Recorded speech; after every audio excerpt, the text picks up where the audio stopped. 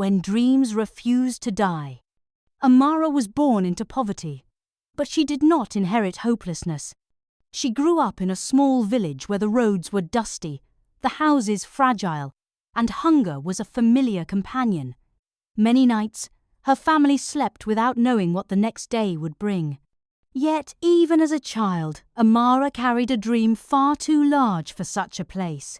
She wanted to become a medical doctor, not because it sounded impressive, but because she had seen pain too early in life. She had seen mothers lose children, sickness claim neighbours, and people die simply because no one could help them in time. She believed healing was her calling.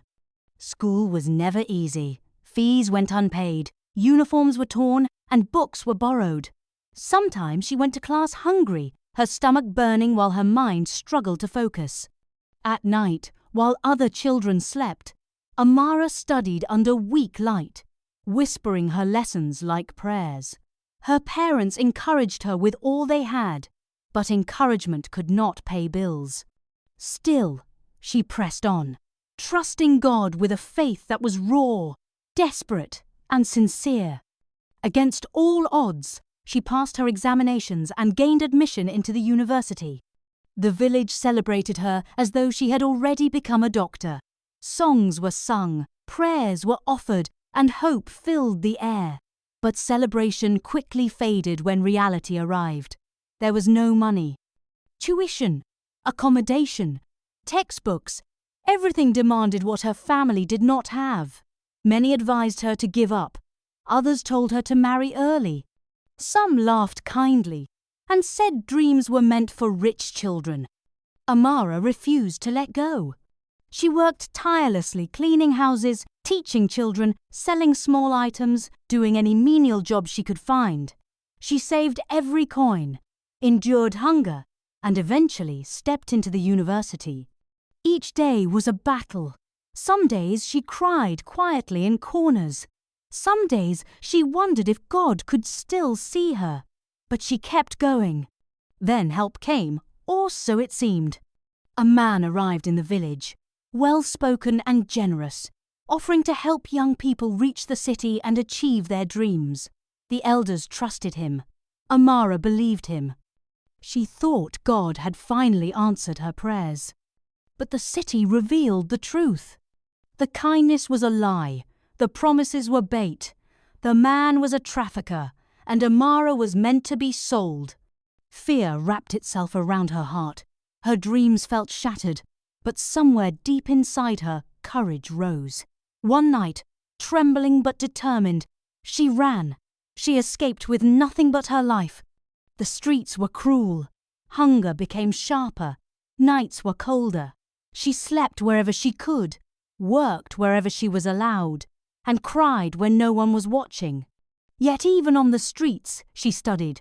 She refused to let go of education, because education was the one thing that had never betrayed her. By what could only be grace, she gained admission into the university again. Hope returned. She studied harder than ever, determined to enter medical school, but once again, money stood in her way. Medical school fees were impossible. The dream she had carried since childhood began to feel unbearably heavy. With tears, Amara chose pharmacy instead. It was not what she wanted. It felt like settling. It felt like failure. But she told herself she would still make something meaningful out of it. Just when life seemed to steady itself, betrayal came from a place she least expected: family. Her aunt offered to take her to the city to help her.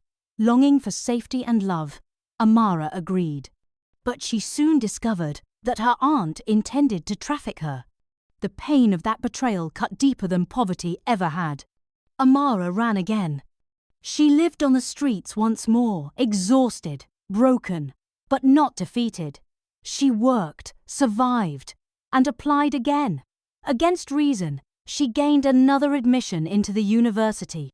Medical school remained unreachable. The cost was too high. At last, she accepted what life allowed her to pursue. She fully embraced pharmacy. She studied relentlessly. She read until her eyes burned. She apprenticed in different pharmacies, learned from mistakes, served with humility, and treated every customer with compassion. She remembered hunger. She remembered fear. She remembered what it felt like to have nothing. She became a pharmacist. Years passed. She worked in many pharmacies, saved carefully, and prayed constantly. One day, the girl who once slept on the streets opened her own pharmacy. It started small, but her integrity, kindness, and hard work made it grow. She helped the poor, offered advice freely, and became a source of healing in her community. She never became a medical doctor, but she became something just as powerful: a healer, a survivor, a testimony. Standing behind the counter of her pharmacy one quiet evening, Amara smiled. Her dream had not died. It had simply changed shape, and through pain, perseverance, and faith, she had risen. Moral lessons: dreams may change form, but purpose remains.